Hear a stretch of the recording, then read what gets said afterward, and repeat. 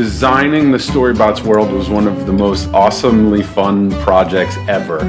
So we knew that they lived inside these super high-tech devices, and within these high-tech devices, we wanted it to be ultra lo-fi, which means vacuum tubes, things duct taped together. Yeah, Evan sent like a bunch of very specific imagery. Switching stations and wires everywhere, early telephone switchboard operators. NASA during the 1950s and 60s was super cool. And basically I called everyone I knew whose work I loved and I said, hey, what does this look like? When I started the first day on BizDev, I just hit the ground running and I was super excited to be able to draw. I think at a bigger studio, that doesn't always get to happen. There's a bigger team. And we had a very small and intimate team, and I was really happy to be able to do that. There were hundreds and hundreds, and probably into the thousands of drawings by some of the best artists in the universe. Ultimately, once we started producing the show, we had to pick. And I kept returning to this one drawing that Eddie West did, and you could feel the drawing and you could feel personality in it. And then I also kind of thought about just gags that you could put into the backgrounds, just like silly things. Eventually, once Eddie had nailed down what the line work would be, I took some of those drawings and started plugging in different color options and trying to figure out what would work. We probably went through more than 40 different color passes before we landed on what the show looks like now. Everything about the StoryBots world had to feel like there were humans that crafted this thing, and that goes through the entire production.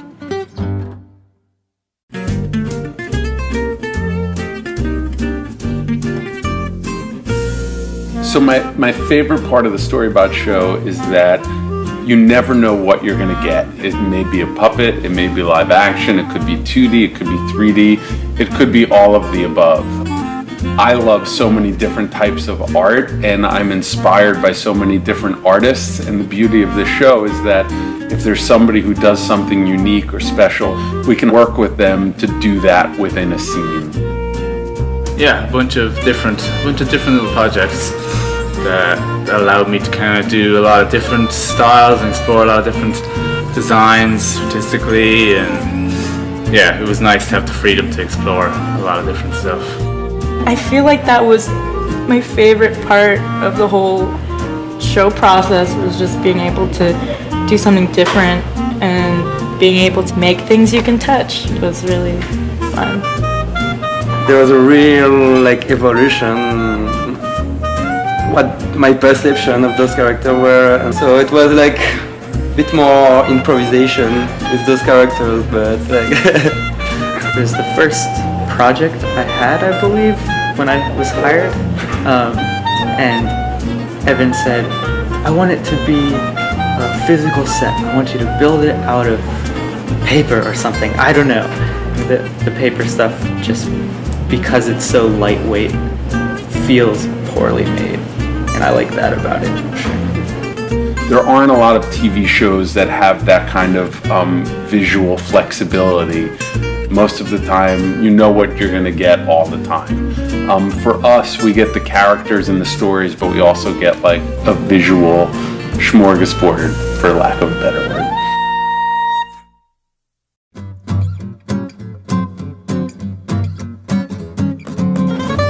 Storyboarding an episode means a whole lot of different things. It means controlling the arcs of all the characters and all the emotional directions and paths the characters go through, and keeping that story moving forward and interesting the whole time is very difficult. To get started with storyboarding the episode, we were given a general outline, so we knew we had to answer the question, why do I have to brush my teeth?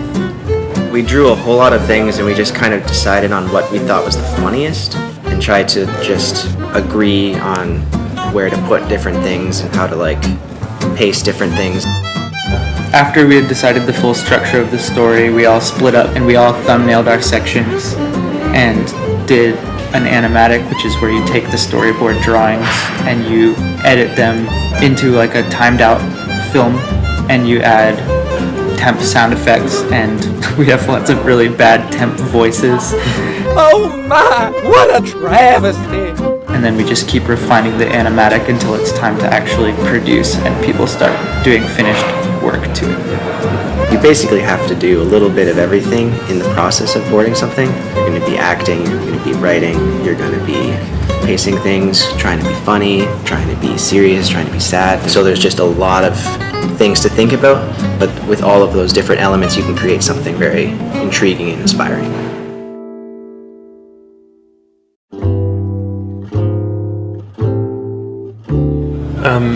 The artist scene takes place in an episode of the Ask the Storybots series where the main characters are trying to find an explanation for why the sky is blue. For this particular section, I built the set and got it prepped for the shoot with the puppet and the puppeteers. My name is Megan McShane. I'm an editor and producer, story artist, designer, and for this project I made this puppet for the artist sequence. I made the structure first of the puppets with foam and styrofoam, cardboard, wire, etc. And when I was done with the structure of the puppet, then I covered it in fleece and different fabrics to match the drawing.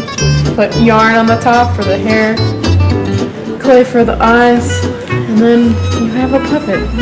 Because the puppet was sort of a Muppet-sized puppet, which meant that the room had to be scaled to that, and then additionally, the whole set had to be built about 3 feet off the ground, because the puppeteers needed to be able to access the puppet body and head and arms. The puppeteers came in and had a lot of specific ideas about how to rig it, because the puppet was like holding different things in different shots, like paintbrush. He puts canvas down and throws cans of paint and stuff like that. So it needed a lot of like shot by shot modification. Bon voyage! Arrivederci! Good luck!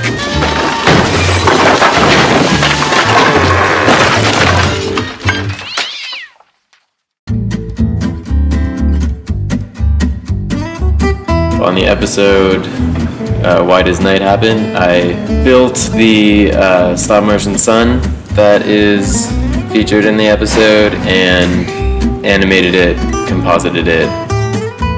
First step in the process was one of our design artists would draw out what the sun is going to look like just in 2D sketching and then a colored image so that I have something to then build the puppet off of.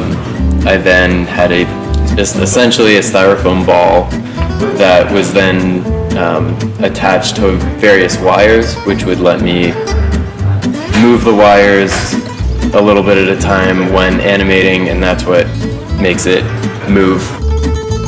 So this is the base of the sun, the main body, but you can see there's styrofoam and some tinfoil inside. So the way to make the mouth move was to essentially have a whole bunch of different mouth shapes that then fit in to his body, and then by switching those around, it'll give the illusion that he's talking. Correctamundo! By moving all these little parts a little at a time, he will animate. See ya, Storybots! Come back soon!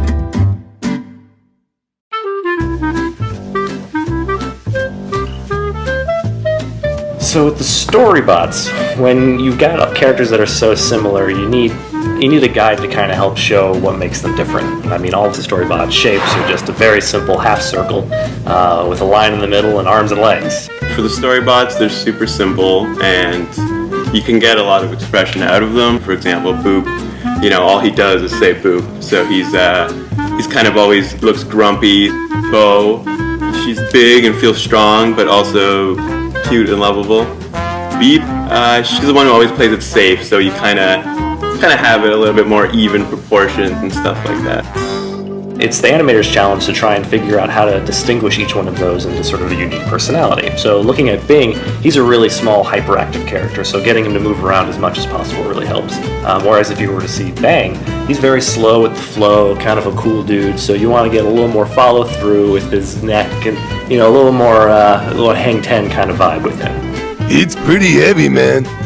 For every second, there's 24 drawings. Thankfully, with computers, you don't actually have to draw every frame. Instead, we can actually create rigs that model and look like a 2D character that you would otherwise draw over and over again. But thankfully, we were able to figure out a process that would allow us to animate and make changes on the fly.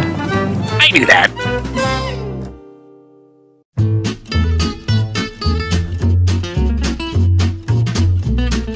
So one of the biggest challenges is bringing a 2D character into a 3D world.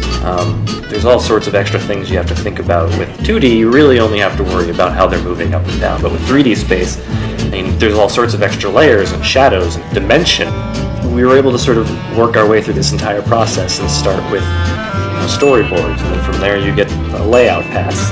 You know, when a 3D animator gets a scene to animate, you know, they have these 5 StoryBots and they might not know how they react to certain things, so, you know, doing a sketch of the characters, essentially posing them for the scene is very helpful to bring it to a fully done animated scene.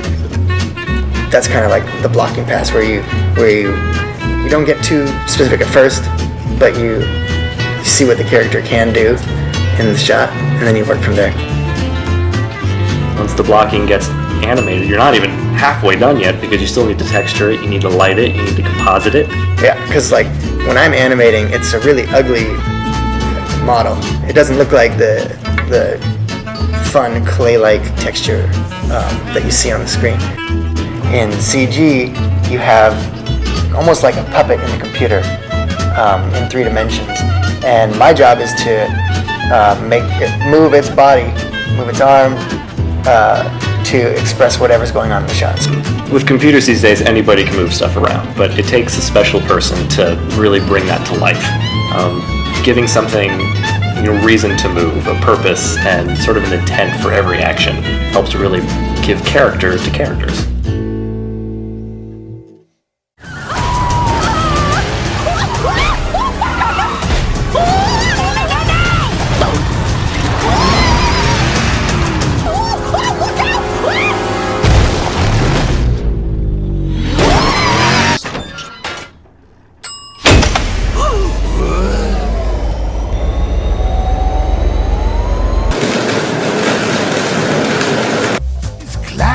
Dust and gas is like infinite.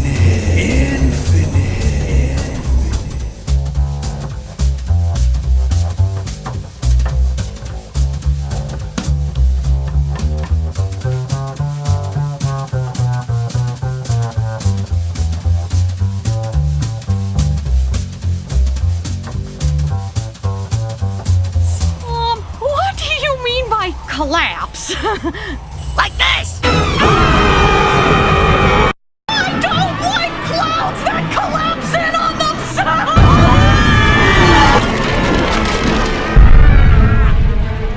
I almost incinerated you! We are at a bakery.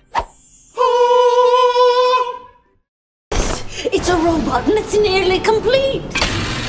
Go ahead, climb inside the pupil and I'll show you how it works. The time is here! Why don't we let the robot show you the rest? Wait, you! Oh no, you don't!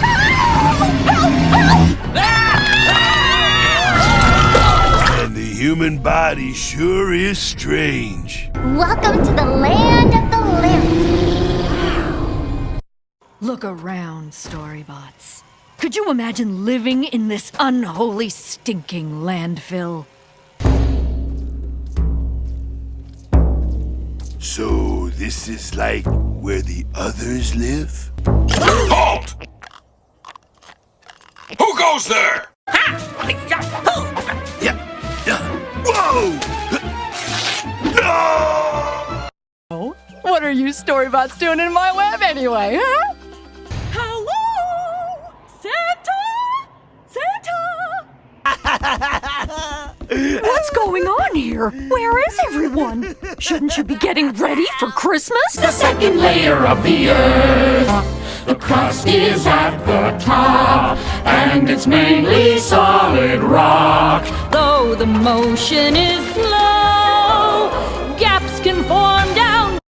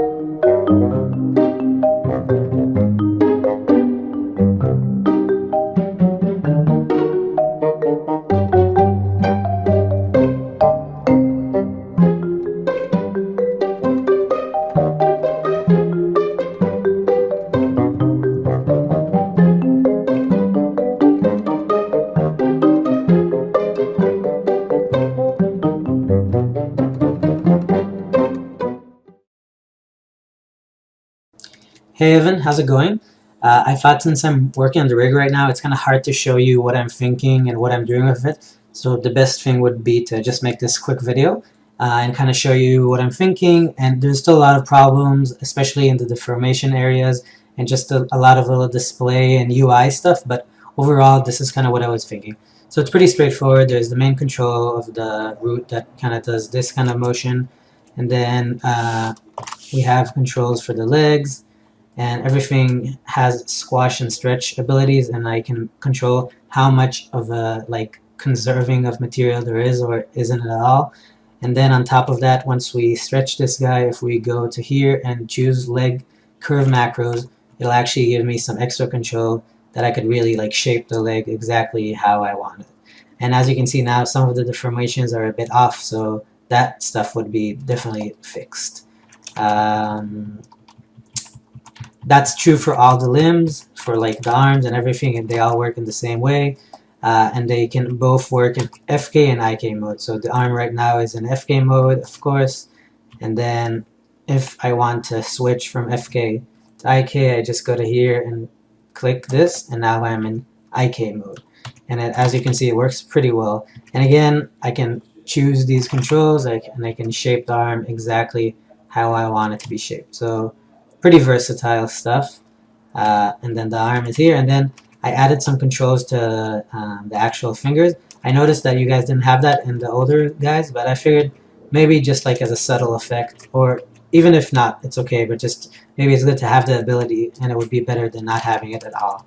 And again, everything is pretty simple. Let's see, what else do I have to show you? The body is pretty straightforward. So there's the main guy, he kind of controls the direction, and then there's this guy who's behind here, and he kind of controls the middle section, and this guy is kind of like a little top chest guy. So they all kind of have control of the body. And then I have a shoulder control here, clavicle control, which basically lets me start the arm from different places.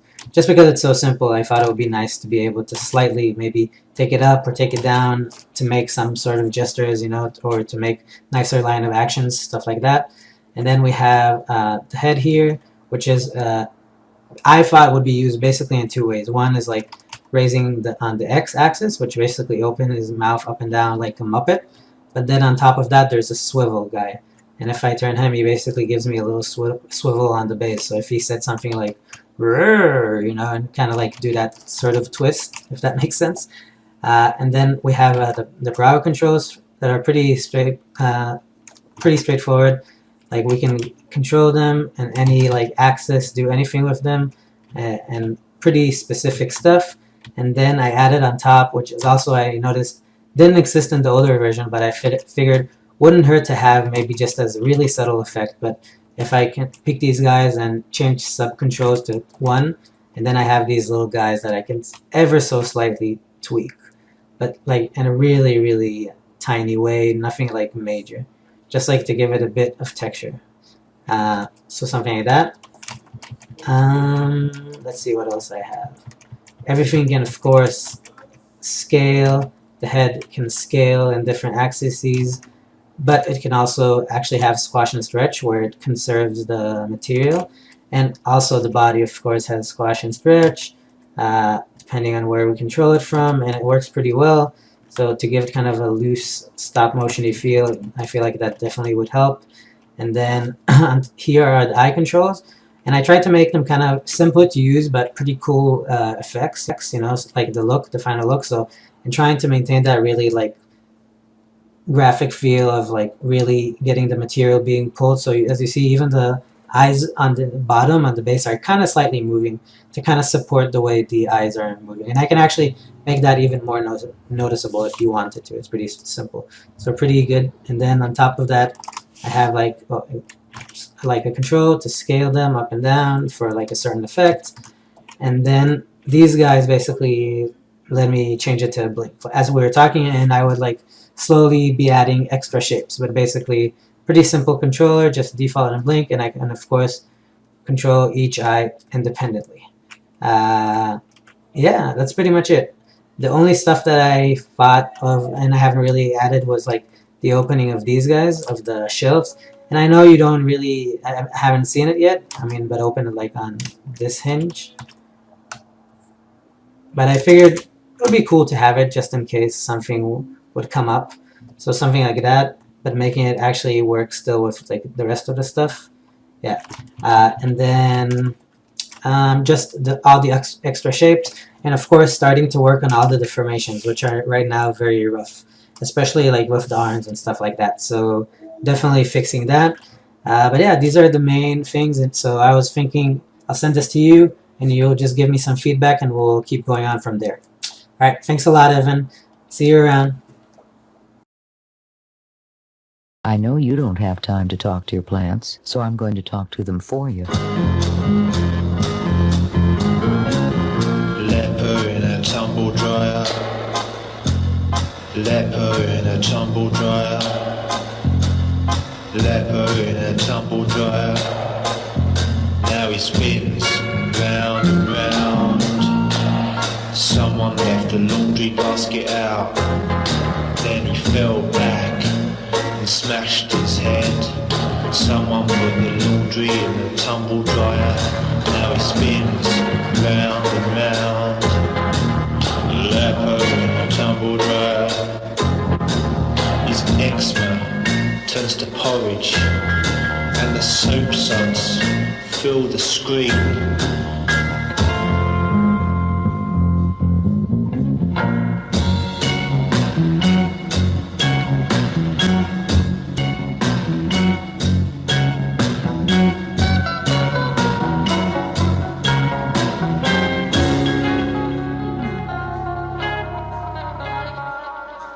Someone's tried to fill the tumble dryer with porridge. Don't worry, they'll listen to me.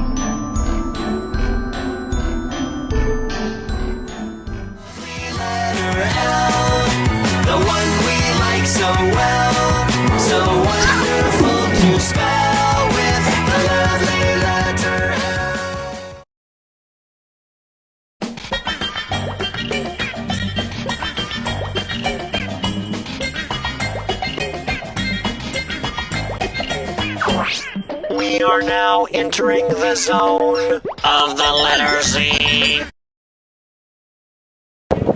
And then now take the program to the arena floor.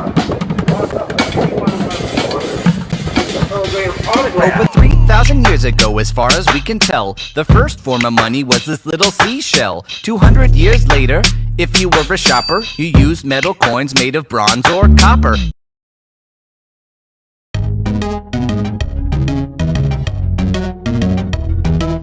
We walked into this space and we saw the mezzanine and we said, slide.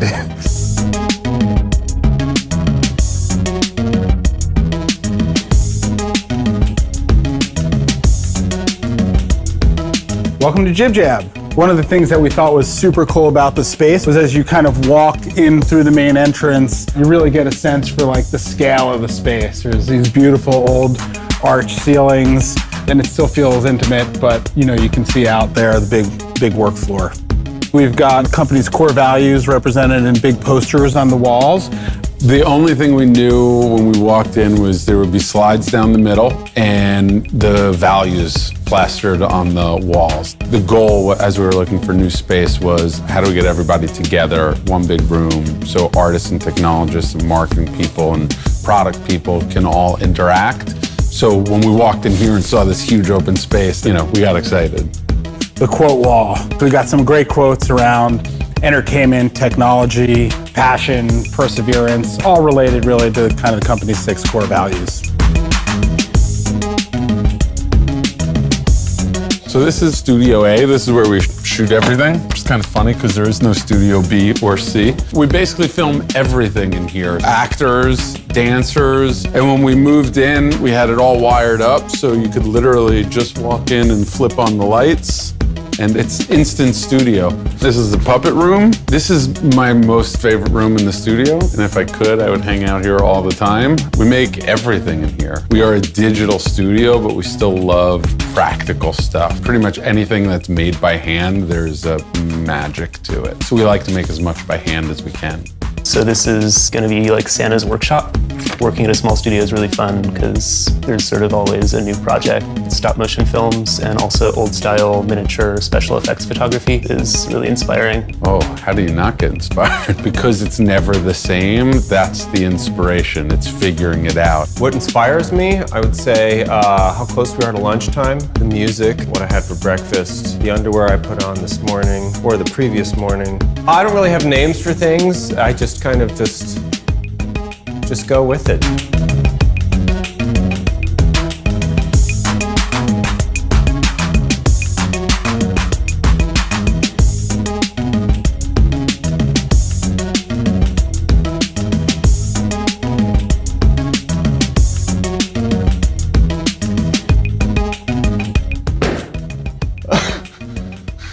Evan's the artist and he runs all the art and production, and I run the technology, product, marketing, business side of the company. So my brother and I have been working together for 17 years now. We started JibJab together. I was building a TV show at the time in 96, 97. I tell this story a lot. He said, do you really want to be banging out horseshoes while the Model T is rolling off the assembly line? And that was sort of my aha moment. Evan's great. He has a lot of enthusiasm for practical stuff and like model-based stuff and stop motion. It's nice to be able to incorporate that and into sort of like mixed media stuff. The key is there is no house style and we have no one way to do things. It's the unknown that gets most of us really excited. Where you go, oh, wouldn't that be cool? I don't know, can we do that? I don't know how we do that. The figuring it out is the fun part. We have fun, but we also, everyone works hard. Like we get it done, you know? It's all about how you do it and what's important and making sure that you work hard and have a great time. That's sort of what we're about. So thank you.